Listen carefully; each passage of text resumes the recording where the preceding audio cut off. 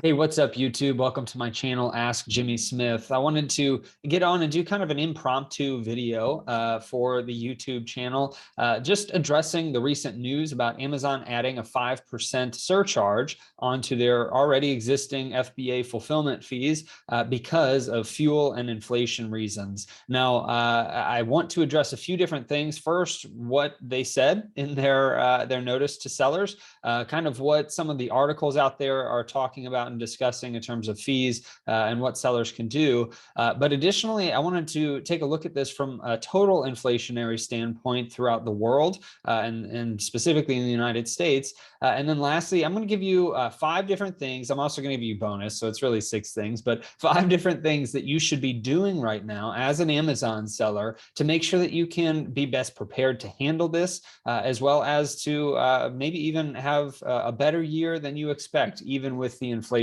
that's happening, not just within Amazon's platform, but throughout the world and in the global economy. So without further ado, let me just go ahead and share my screen. So as you can see, this is the article from CNBC.com. It was actually shared in my private Replens Facebook group because naturally, as this news comes out, a lot of people get scared and a little bit worried about what's happening with the fulfillment fees. And so that's why I want to address this.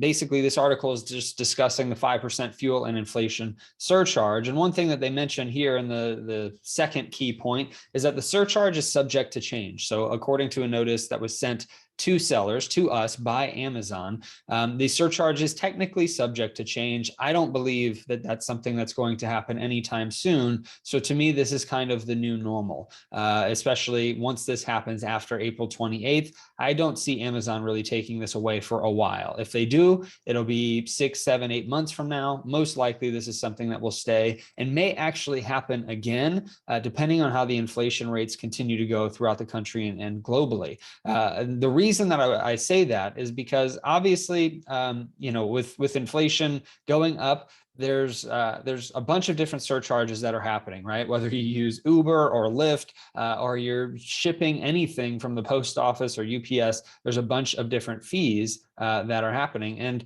this is the main thing that I wanted to point out from the article is Amazon said its fuel and inflation surcharge is 24 cents per unit, which I have no idea where that came from because it's 5%, which is actually different. And I'll show you the numbers in a minute. But it says that it's below the UPS fuel surcharge of 42 cents and FedEx's fee of 49 cents as of March 21st. So hopefully, this is at least somewhat of a good news for Amazon sellers. They could have raised it a little bit more.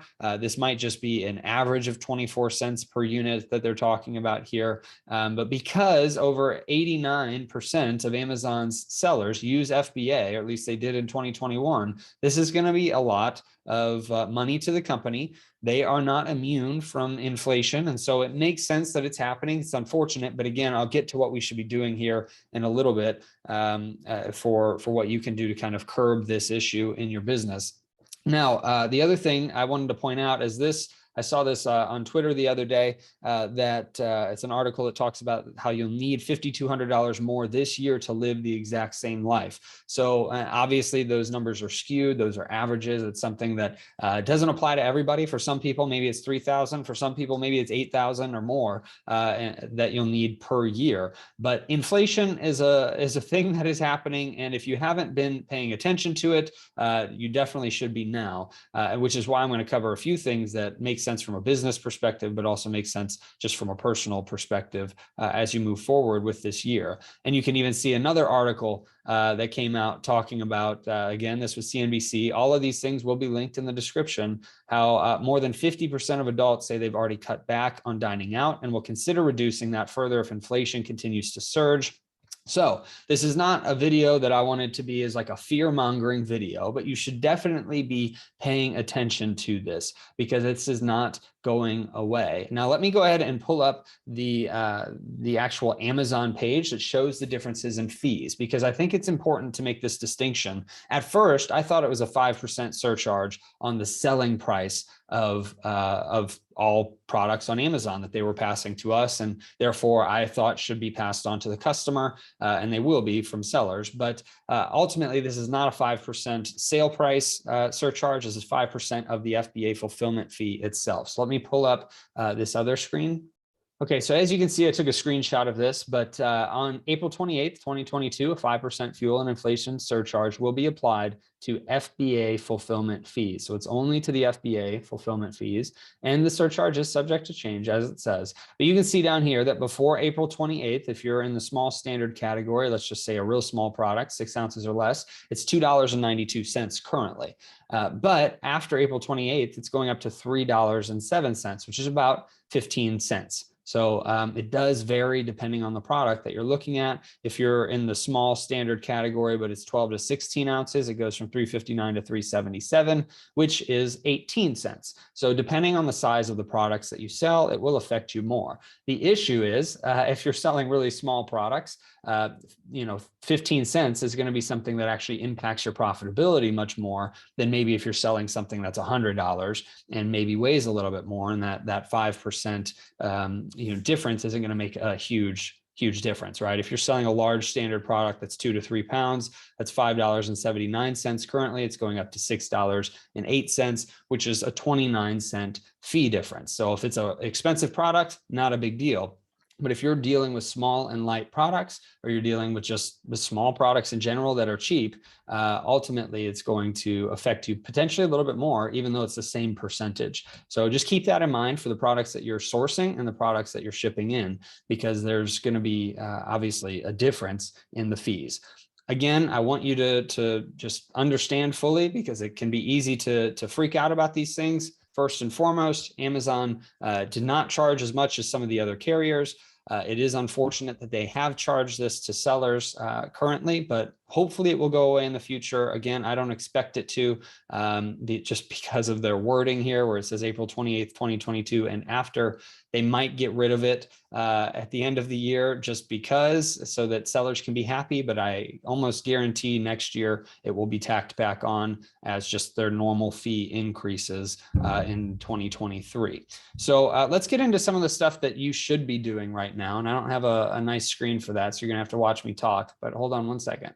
So there are 5 different things that you can do, and I'll give you a 6th bonus one, because this first one I don't really count. It's a very obvious one, and so I don't really count this as something you can do. But the first one that's obvious is don't panic.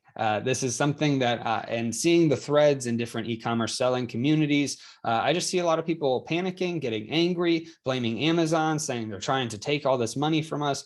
Ultimately, Amazon runs a business. Amazon is doing us a service with their fulfillment program and the FBA program. They did a 5% charge on the FBA fees only, the fulfillment fees only. And so ultimately it's something that isn't a huge problem, because there are things you can do to fix it and you can do to mitigate this problem. So the second thing that you can do is, whenever you're sourcing currently, so if you're watching this video and it's before April 28th, before the fee changes take effect, most likely the software programs that you're using are still using these old fees to calculate your profitability. And the issue with that is, in 2 weeks from the time of this recording anyway, or whenever you're watching it, on April 28th, those fees are going up. So if you're using anything for profitability to judge if you should buy a product or not, especially with arbitrage, I highly recommend just raising your return on investment parameters currently. I think that'd be a great idea. It was actually suggested by a member in my replens community. I didn't ask her if I could share her name, so I'm not going to do that. It's not like I thought of it, but I think that's an excellent idea, that over these next couple of weeks until April 28th, whenever the fees will change in your profitability settings and the calculators, over the next couple of weeks, change your parameters, raise them up by 4 or 5%, just to give yourself a buffer, because that buffer will make a huge difference once those fees come into play and you're actually paying them. So the second thing that you can do is raise your prices, or at least raise your minimum prices in your repricer, so that you don't get into a price war that ultimately affects your business even more. Because it can be very easy, if you're looking at your prices currently, to be very fearful that this 5% could make a big difference, depending on if you're selling those smaller products, as I mentioned earlier, or if you're selling those larger products where maybe it doesn't make a huge difference in your actual profit margin. You need to take a look at what you're selling and see if you should raise your prices currently to make up for the difference in the profitability of those products. One easy way to do that is you could download an export of a CSV export in your repricer. You could take all of the minimums that you have set up and just use a simple Excel calculation to add 5% to that if you'd like to. That's one way to do that. You could also just go through and see everything that you're selling and pick and choose which ones you want to do it based off of. But if you're okay with Excel, I would highly recommend doing some Google search to see how to do a CSV upload and to see how to do those calculations, because that can help you to raise your prices probably within the next 15 minutes versus having to go over 1,000 different products or however many that you have in your inventory. So the fourth thing that I recommend is that you lower your other expenses. Now, this applies broadly. This is not just from a business perspective.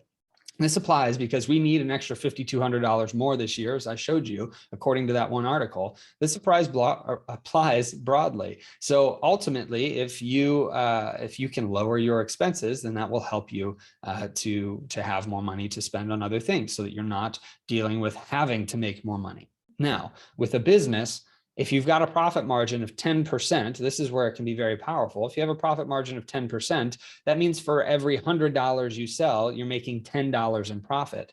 Well, if you get rid of a $10 expense, that's like selling $100 in revenue because of the profit margin there, right? Every dollar that you get rid of essentially is 10 times the amount that you would need to make up for it in revenue. So if you can get rid of $100, software that maybe you're not using anymore, that can be almost like $1,000 in sales. So get rid of some of your other expenses, maybe look for alternative suppliers for your inventory, for your actual shipping products so that you can send them to Amazon, all your prep products, etc. Lower your other expenses if you can. Now, if you don't have anything where you can lower those other expenses, then the other items that I'm mentioning are things that you can do. So you need to make sure that if this one doesn't apply or the other ones don't apply as much to you, then you can start to look at some of the other ones that I'll suggest to you in a second. So the fifth one that I recommend is that you make sure to know your numbers.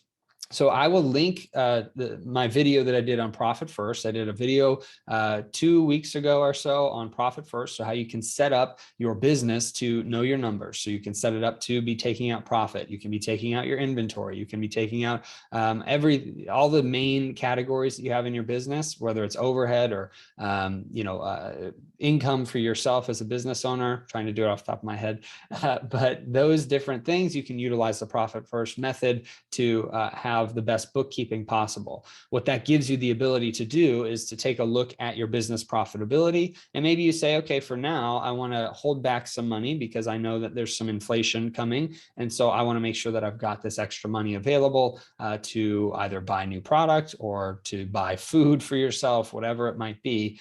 Take a look at that Profit First video because it will help you to be able to set up some accounts to manage your money as wisely as possible. And now the sixth one, the bonus one that I said I would give you, which is to me, again, more like the fifth one, since the first one was don't panic.